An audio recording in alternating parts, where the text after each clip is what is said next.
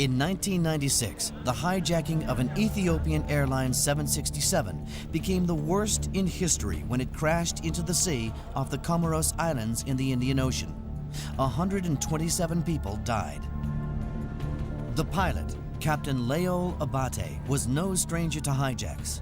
This was the third time an aircraft under his command had been threatened. I told them I would do anything they like. I was ready to cooperate with them, and I told them I will do anything they like. On board was the U.S. Consul General for Bombay, Pancho Huddle, and his wife. One guy came sort of running up, waving his arms wildly as if he was a bit crazy, frankly. And I'm not sure what he was trying to say. I thought he was a bit of a nutcase. And then I saw a guy sort of flitting up quietly and slowly up the way, and I said, uh-oh, this looks like some sort of coordinated effort. Must be a hijacking. The hijackers announced that they had a bomb and were taking over the plane. The bomb, I think, was sort of what looked like a shoebox with a few wires sticking out of it. Who knows what it was?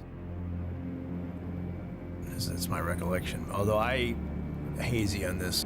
It's surprising how poor you can remember things when you think you're going to die. They said, fly us to Australia. I said, okay, I'll fly to Australia, but we have to discuss some points. They said, no discussion. As the plane headed south, Captain Abate tried to explain that they did not have enough fuel to reach Australia. The hijackers wouldn't listen and ordered him to keep flying. It was not my favorite 4 hours afternoon on a Saturday. You were nervous, you were edgy, you tried to read the newspaper 5 or 6 times, you couldn't get anywhere.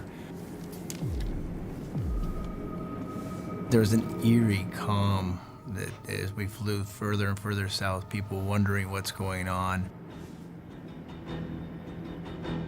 My net feeling for the whole thing was very much that I thought there was going to be some sort of very bad outcome of it. After 4 hours, the aircraft was dangerously low on fuel. The captain tried to negotiate with the hijackers one last time. And I told them if they could make any changes. And I showed them, there is an island here, it's way out of Africa, so this is your last chance to refuel. They said, no, we don't need any fueling. We'll go as far as the aircraft flies, then we crash. I said, if you don't want to reach your aim, and if you want to die in the air, why do we have to kill all those innocent people? What did they say? They said, never mind, we're making history. Captain Abate was left with no choice. He announced to the passengers that the aircraft had now run out of fuel and he was going to have to ditch in the ocean.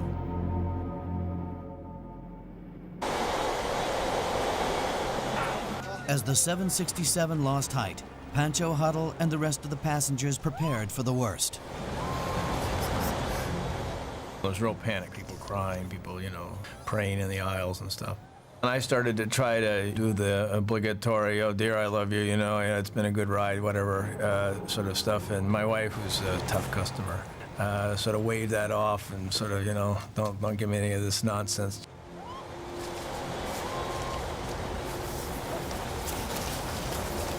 Just before hitting the sea, Pancho Huddle gave one of the hijackers a menacing look. I took off my glasses and kind of gave him a real hard look with him, right eye to right eye. And my intent was, I was giving him I hope you're near me in the water, because I was a swimmer on the Junior Olympics and I'm going to put you down.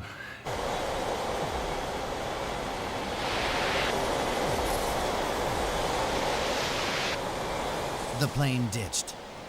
The force of the impact killed most of the passengers.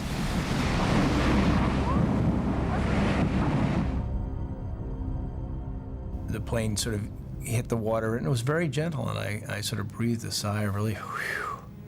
Oh, wow, this is going to be better than I thought. About 10 seconds later, it was like a 15-mile-an-hour accident and a 30-mile-an-hour accident. Then it was like a 60-mile-an-hour accident, and my last thought was, uh-oh, I'm dead. Very quietly, uh-oh, I'm dead.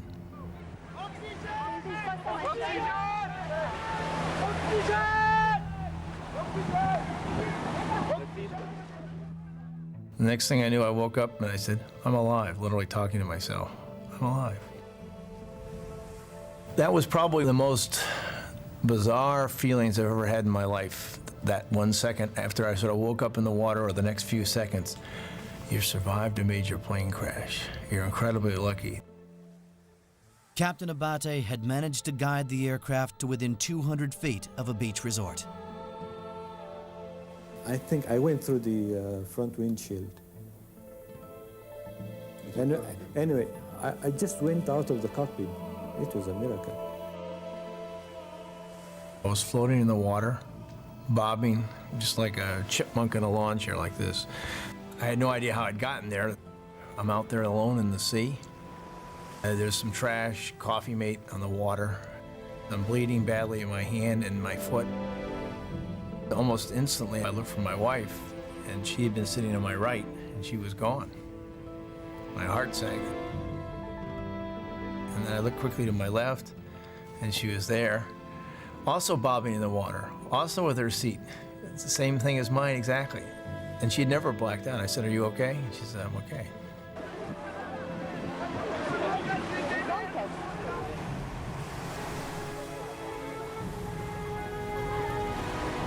Thanks to Captain Abate's piloting skills, lives were saved.